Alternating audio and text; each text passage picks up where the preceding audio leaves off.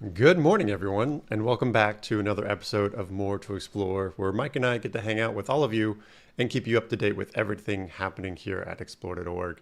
And it's been a pretty crazy couple weeks, but I want to thank everyone for a very successful Fat Bear Week and Otis Fund fundraiser. But even though the bears are getting ready to go into hibernation, there's still so much to discover on explore.org. And we have 4 new cams to introduce today, as well as our newest partner. So let's get to it. My name is Brian Bird, and to introduce our new partner is explore.org's resident naturalist, Mike Fitz. Mike, I hope you actually got a chance to go outside yesterday.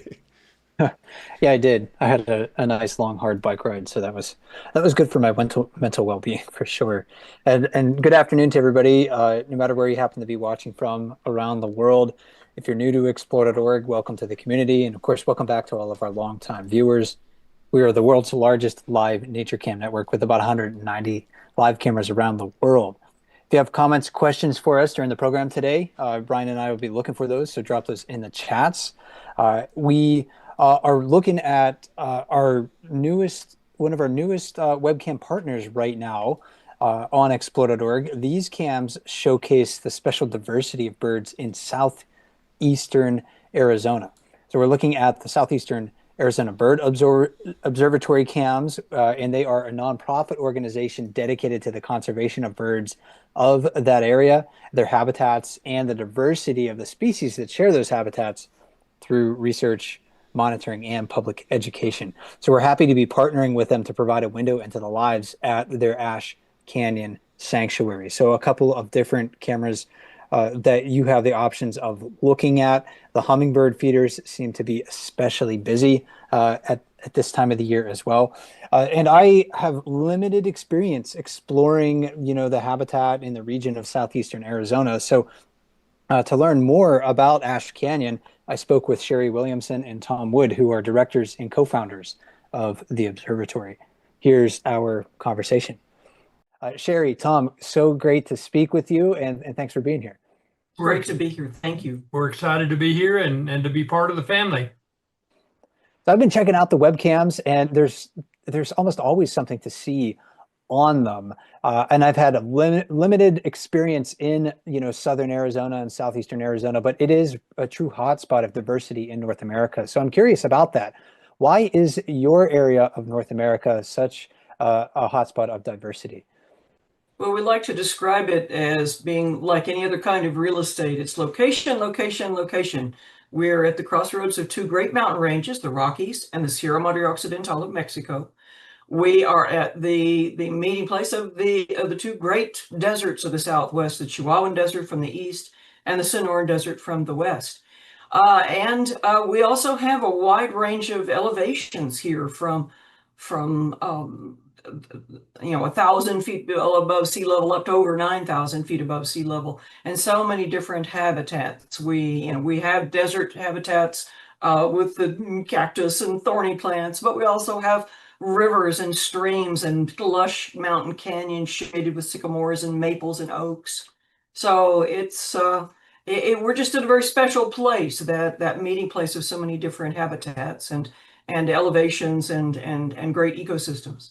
This area is called the Sky Islands, and these scattered mountain ranges in southeastern Arizona and northern Mexico are kind of connected. The Huachuca Mountains, which is the mountain range that our sanctuary is in, is really kind of the northern terminus of the Sierra Madre Occidental. So we get species that are essentially Mexican species that may not occur anywhere else in the United States north of the border here. And that's the exciting thing for folks who are interested in biodiversity, whether they're birders or butterfly enthusiasts or dragonfly, all the Plant diversity. people, everybody loves southeastern Arizona. Plus we have over 10,000 years of human history as well here, from the ancient mammoth hunters all the way to modern indigenous groups, and of course all the layers of Old West history and all of that on top of it. So it has a little bit of something for almost everybody but the hardcore urbanite. If you need skyscrapers, we don't have very many of those, but we have pretty much everything else. It is a stunning region. And I'm wondering specifically about the Ash Canyon Sanctuary where the webcams are located. What's special about that particular place? It's the former home. Our founder, the late Mary Jo Ballator, she and her then husband built a big straw bale house on a small parcel right at the edge between the mesquite grassland habitats of the San Pedro Valley and the oak woodland habitats of the Huachuca Mountains. And Mary Jo is also a very enthusiastic gardener, as well as a naturalist and passionate about wildlife and conservation. And the combination of Mary Jo's garden with some non-native plants, but many native plants as well that are mainly geared toward pollinators, and the natural habitats nearby. One of the habitats that we have on the sanctuary that's an extremely rare habitat globally is called a cienega. It's an upwelling of water where the groundwater hits an impermeable layer and wells up to the surface over a broad area. And we're lucky enough to have a little cienega on the property. That ecotone that we're at, that transition zone between the grasslands and the mountain woodlands and forests, gives us an amazing diversity of wildlife, from desert species like cactus wrens to really dedicated mountain birds. Most of our hummingbirds are essentially mountain birds, but birds like, for example, Steller's jays and Cassin's finches and things like that do find a good home at the sanctuary. And we do have feeding stations as well, which brings in a lot of birds, and water features. Water is critical in our arid environment. Mary Jo fed the birds and welcomed birds and birders to her yard for about 20 years. And sadly, she passed away about 5 years ago. And everyone was wondering what was going to happen to this wonderful hotspot she had created. And we were lucky enough to find a generous donor who allowed us to purchase the property and take over management. And it's been a real privilege and responsibility to keep up Mary Jo's legacy there at Ash Canyon Sanctuary. It's a wonderful story, and I feel, again, it's kind of like a special privilege to be able to share it with everybody around the world. And just looking at the webcams, I mean, there's a lot of life that we can observe on them. I don't think you have a species list maybe for all, all the taxonomy that occurs at your sanctuary. But what about birds? How many bird species have you identified there? I haven't checked the most recent number on eBird, which is our best guide to the species that are seen, because those are not only species that have been observed and logged by Mary Jo, but also by her visitors for 20 years and by our visitors since we acquired the sanctuary. And the list is up over 200. I'm not sure exactly how far over 200, but that's pretty good for a place that you basically just walk in and sit down, that doesn't have an extensive network of trails, doesn't cover a wide range of elevations like some of our adjacent areas in the National Forest and National Park Service units like Chiricahua National Monument and Coronado National Memorial. It's not a very big property, so and we did recently expand, but the original property was just over 6 acres, so that's a pretty big list for an inland site with just over 6 acres of property to cover. Yeah, and most of that not accessible. It's exciting for us. I mean, it's basically a residential yard, and the opportunity with explore.org to share that yard with the world without having a bunch more traffic on the road to bother our neighbors is great, because people can vicariously watch the feeders, and it really, you never know what's going to show up. We've had a couple of birds in the last week that I've never seen at the sanctuary before. Some years, we get migrants that show up. We've had things like elegant trogon and again, some of the specialty birds of Southeastern Arizona make an appearance, and you just never know. We've had trail cameras out that have gotten pictures of mountain lions. There is at least one jaguar and one ocelot in the mountain range, so we never know. Not on our cameras, Who knows? Maybe some sharp-eyed viewer will find them. I hope so. And I'm curious about the non-avian species that we can see on the cameras as well. If you tune in at night recently, you've been able to see that the webcams have captured footage of some nectar-sipping bats that are visiting hummingbird feeders. So I'm wondering about those animals, those species, and how long, are they residents of the area? Are they migratory? Can you tell me more about the bats?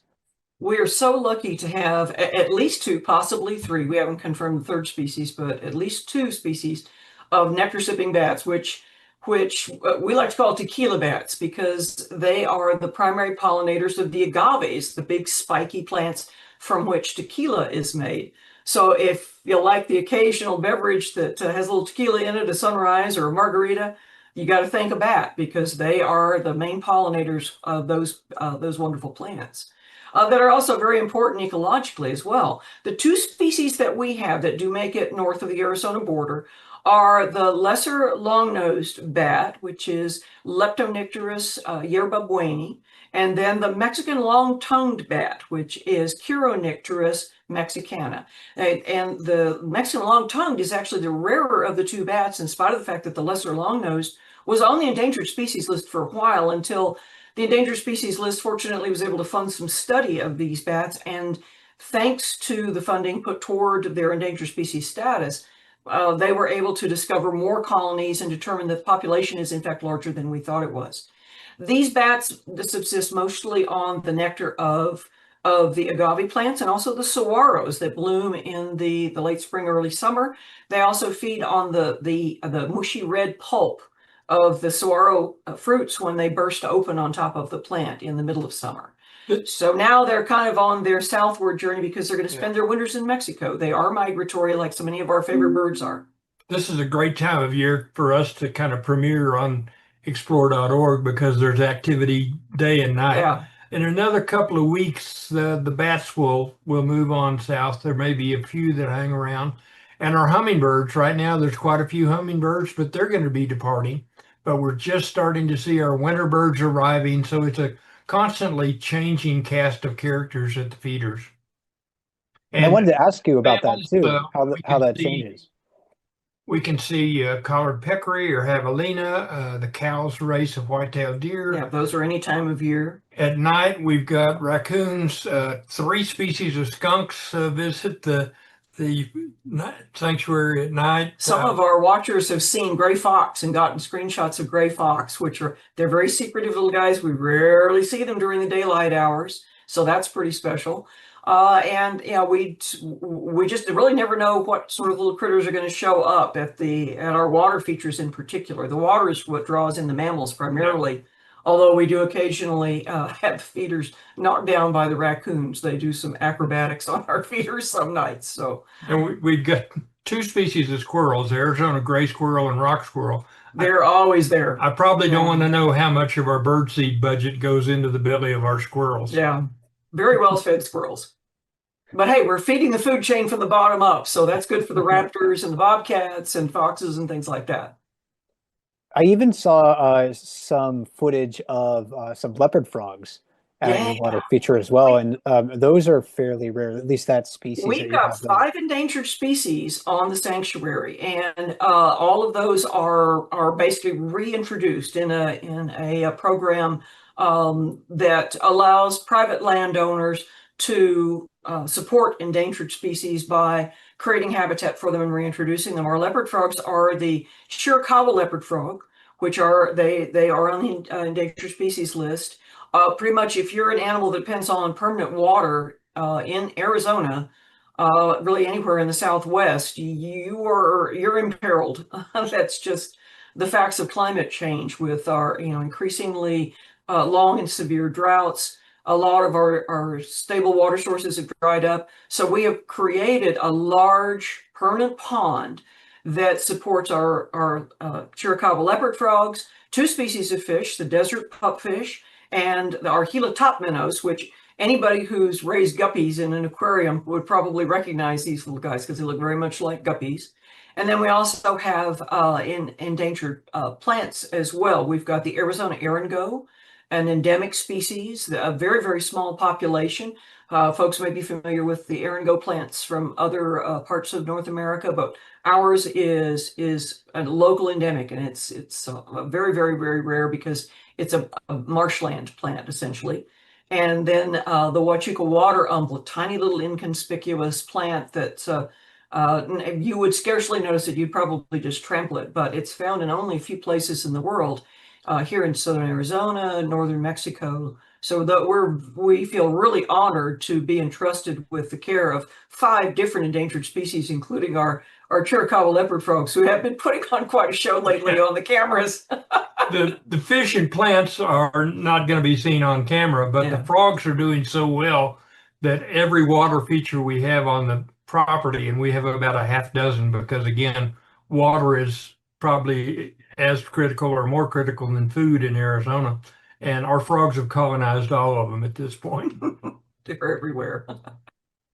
It sounds amazing. I certainly want to, it makes me want to visit the area even more. Tom, you mentioned that things are changing with the seasons. So as we're heading into fall and winter, how can we, or what can we expect to see on the webcams as far as like animal activity?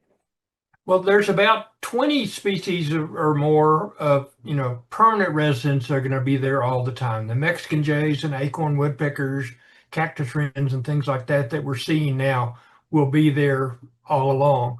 But our hummingbirds mostly are going to be leaving. We will have lots of yellow-rumped warblers. We'll have white-crowned sparrows, some other sparrows. This looks like it might be a good year for a finch invasion. So along with our house finches and American goldfinches, we could get Lawrence's goldfinch.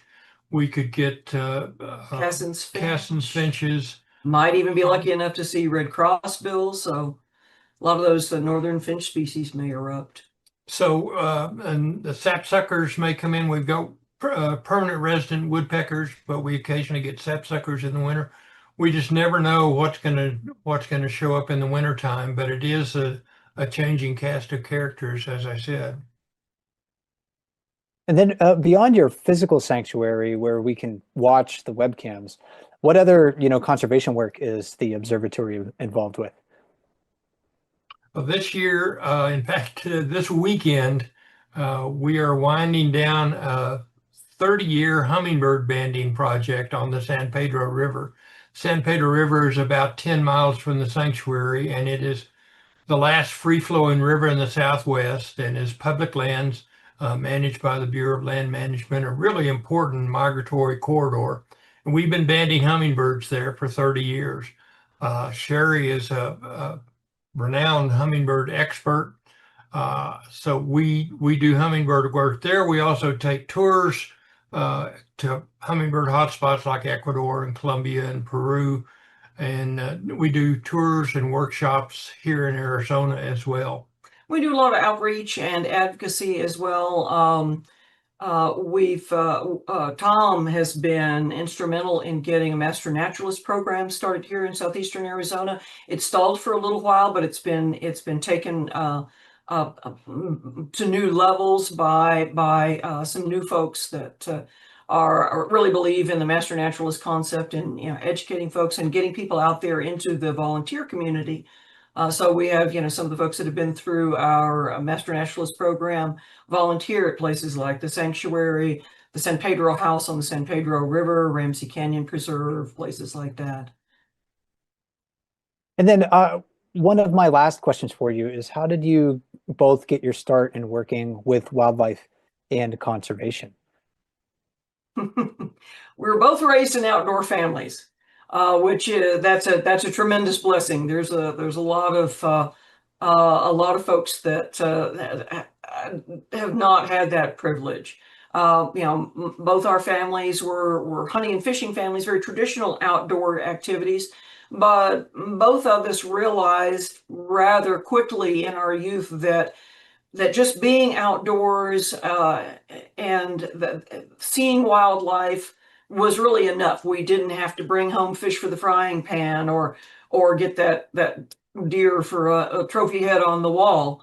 That just being out in nature was enough. And I know from my perspective, I changed schools when I was 10 years old, and my previous school, I'd been through pretty much all of their books about animals and had not found a field guide until we moved, and my new school had the Peterson Field Guide to the Birds of Texas and adjacent states. And that was a life changer. I didn't know that people actually just went out and looked at birds for fun and education, and that changed my life. I was always into animals, birds especially, but finding the Peterson Field Guide to Birds of Texas was really an eye-opener for me and really changed my life. And the rest is history, as they say.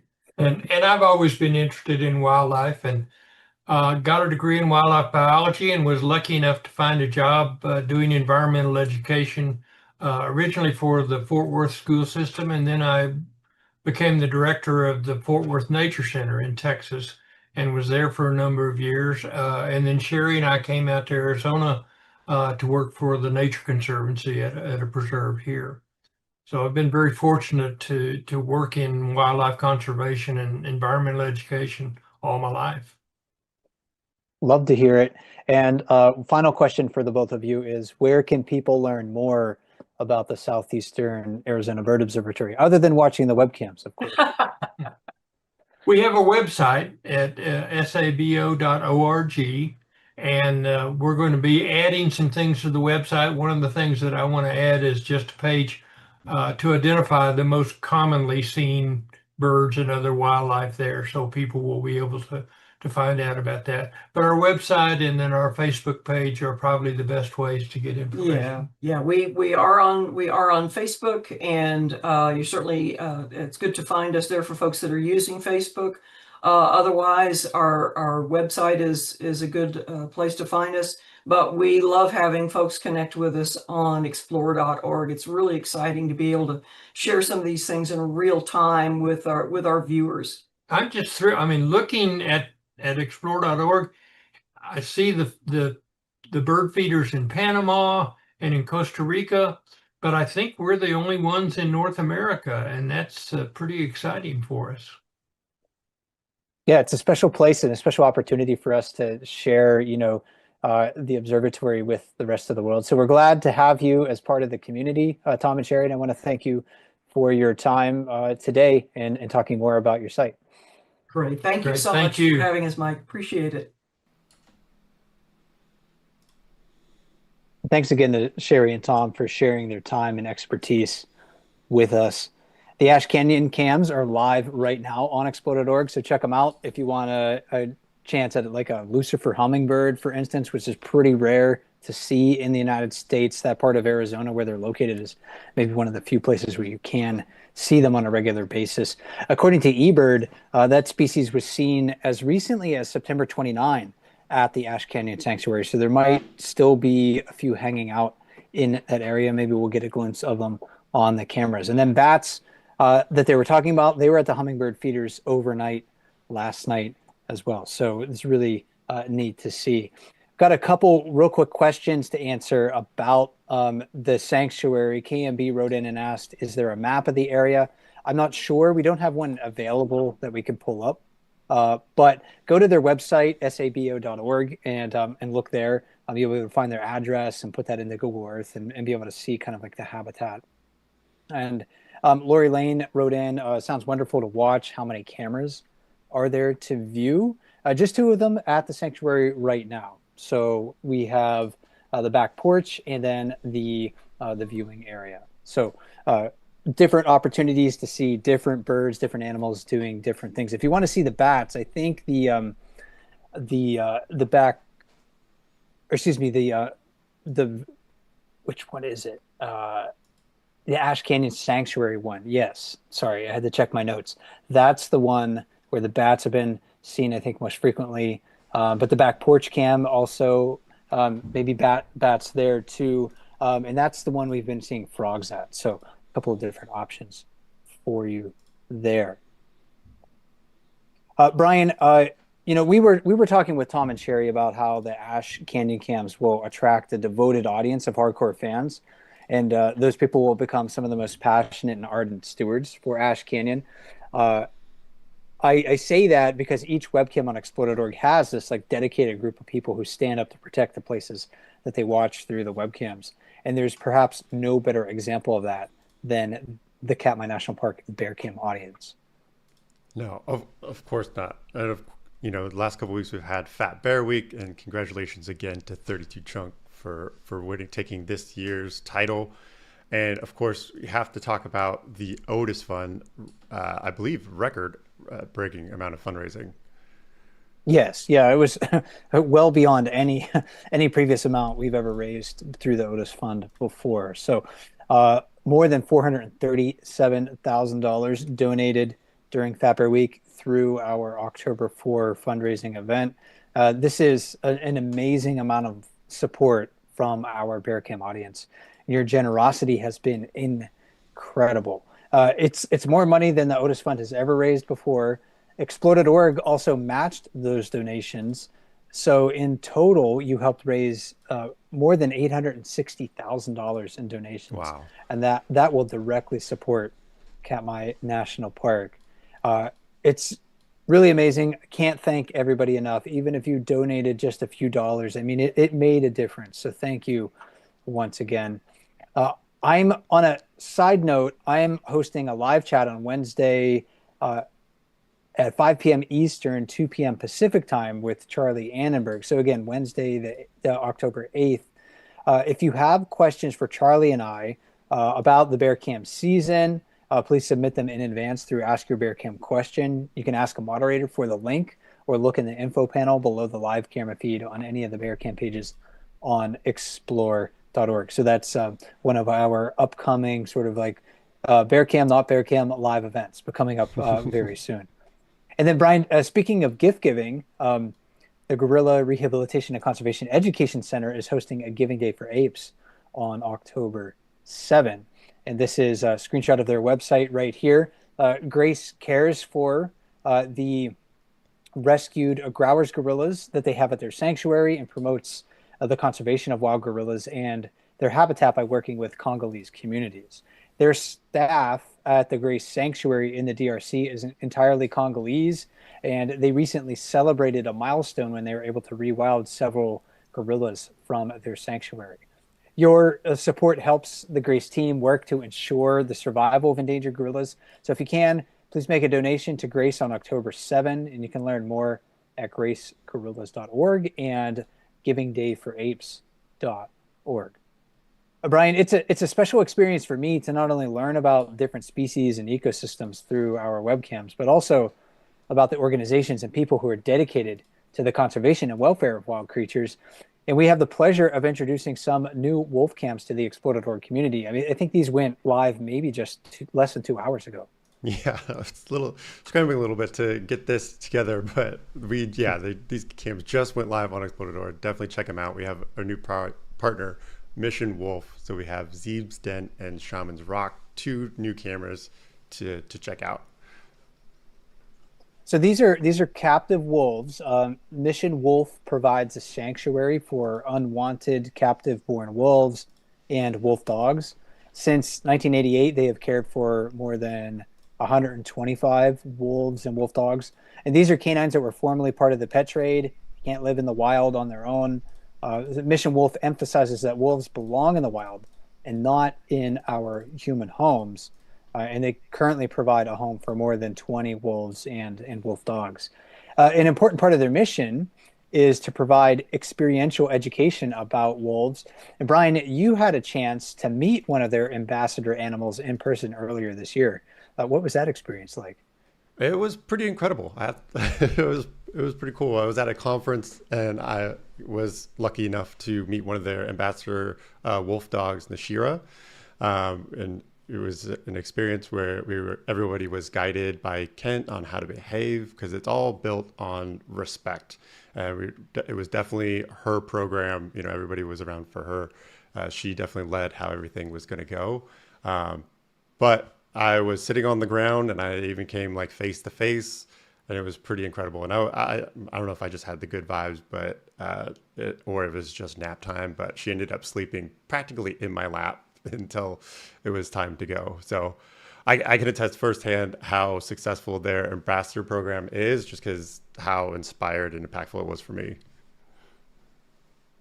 That's great to hear. That sounds like a wonderful experience. And I'm looking forward to learning more about wolves from Mission Wolf. So go check out those cameras right now if you have the opportunity. Yeah, definitely. And speaking of all of the events happening here at explore.org, we do have more events coming up, including our regular AFRICAM shows. So tomorrow we have the AFRICAM show tomorrow at Tuesday at 7 a.m. Pacific, if you feel like going on a virtual live safari. And then, of course, on Thursdays, we have our Wild Moment show, Thursdays at 7 a.m. Pacific, to see all the greatest moments of the AFRICAM cameras. And we do have some more bear cam programming before they all go hibernate, including a text chat later today. We have a play-by-play tomorrow at 1 o'clock Pacific. And then, as Mike mentioned earlier, we do have the Q&A with Charlie Annenberg. So be sure to submit all of your questions for that. And on Fridays, we have the other Q&A chat on explore.org. And if you haven't seen it already, when you go to explore.org, you may have seen our new homepage. So I'm super excited for it, because one of the things you'll never miss when the next event is up. So if you scroll down just a little bit, you'll see upcoming live events. So you see the More to Explore Now, which will be updated after this program. And if you ever want to know where all of the events are, you just go into the menu here, event calendar, and you can see everything coming up. So thank you all for joining today. That is our show. And I want to thank everyone for joining. And I want to give a special thank you, of course, to our moderators and camera operators for really making the magic happen. And of course, my co-host, Mike Fitz. So join us next time for another episode of More to Explore on October 20. And until then, happy exploring.